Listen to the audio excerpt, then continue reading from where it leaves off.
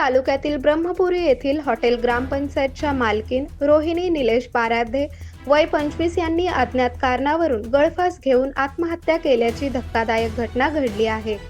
या घटनेमुळे परिसरात मोठी खळबळ उडाली असून सोशल मीडियावर हळहळ व्यक्त केली जात आहे। याबाबत पती निलेश पाराध्ये यांनी पोलिसात खबर दिली आहे। पोलिसांनी दिलेल्या माहितीनुसार काल दुपारच्या सुमारास हॉटेल ग्रामपंचायतच्या स्वयंपाकघरातील पत्र्याच्या लोखंडी अँगलला दोरीच्या सहाय्याने रोहिणी यांनी गळफास घेतल्याचे आढळून आले।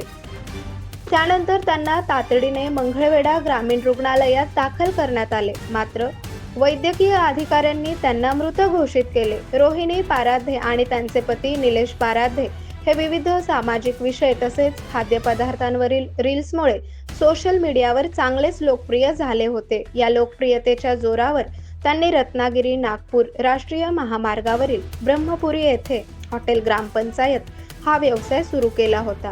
हा व्यवसाय सुरू असताना आणि नव्या शाखेची तयारी सुरू असतानाच रोहिणी यांनी टोकाचे पाऊल उचलल्याने अनेकांना धक्का बसला असून या घटनेचा पुढील तपास पोलिसांकडून सुरू आहे।